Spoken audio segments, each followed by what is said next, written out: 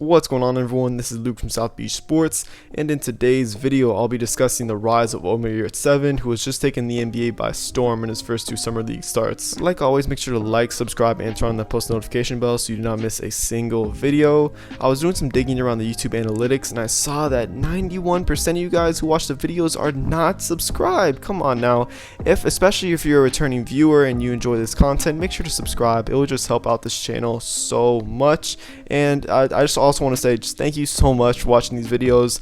The viewership over the past few videos have been great, especially the Marcus Garrett video I made Friday, which has I think around 3.6 thousand views at the recording of this video. So just thank you so much for the support. Also, make sure to comment down below your thoughts on Omer Yurtseven and if you think he could be a future all-star for the Miami Heat. So if you have not watched much of the summer league action so far, let me just fill you in on what Omer Yurtseven has done. He's averaging 26 points and 13.5 rebounds per game over his first two starts. He's shooting 45% from 3 and 54% from the field, and I think he's been the consensus summer league MVP at least over the first few days. That's bound to change if anything else happens, but at least so far Omer Yurtseven has really just been in a complete league of his own. The thing that's really surprising about all of this is that it's not like Yurtseven was a high draft pick who entered the summer league with a ton of expectations. He was an undrafted player out of Georgetown. He spent pretty much the entirety of the 2020 to 2021 season with the Oklahoma City Thunder's G League team, and he was signed by the Miami Heat for the last part of the 2021 season, mostly for development purposes. So he really entered the summer league this offseason with, I would say, low expectations. People were really unsure of what Yurtseven can do in the NBA and what he can do on a national stage. And what he's shown so far is that he has the potential to not only make the NBA and be a successful player, but to be an actual rising star. So I'm going to really get into three things in this video. I'm going to talk about Yurtseven's college career and his international career.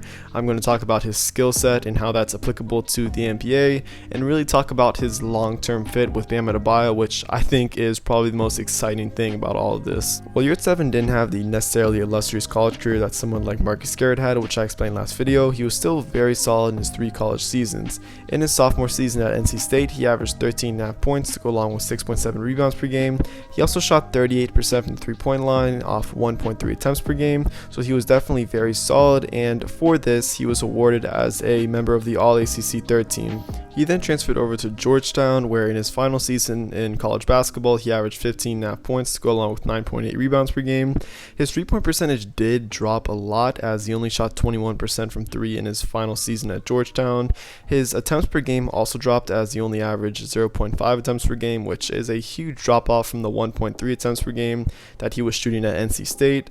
This drop off was a little weird, I'm not going to lie, but I think some of this probably has to do with the different play styles of the teams and the different roles that Yurtseven was played in. After his one season at Georgetown, Yurtseven went on to the NBA draft, where he went undrafted. He then spent the 2021 season with the Oklahoma City Blue, where in only 21 minutes a game, he averaged 15.2 points and 9.3 rebounds a game to go along with a very impressive 38% clip from 3.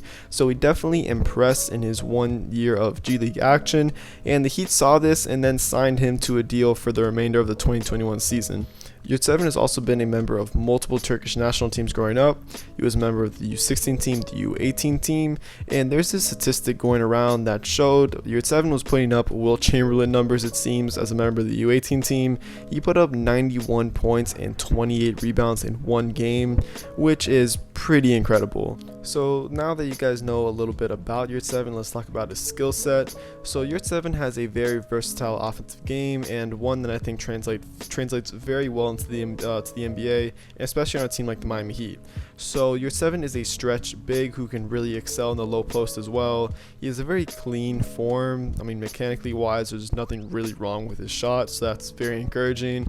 Like I said, he's averaging a 45% clip from 3 over the first 2 games, and while a 45% clip from 3 is something that I'm not sure is sustainable for an 82-game season in the NBA, it's definitely encouraging. He is without a doubt a solid shooter at least, and I'm sure that his shooting is something that's going to continue to grow for the rest of his NBA career. The thing about Yurtseven's game that I've been most impressed with early on has to be his efficiency and his aggressiveness in the low post. What Yurtseven does is he likes to sprint to the low block, and he backs in his defender immediately, who is oftentimes smaller than him. It's going to be a rarity to find another player who's as big as the 7-foot, 275-pound Yurtseven. And once he does get the ball, he has a multitude of low post moves that he likes to get into.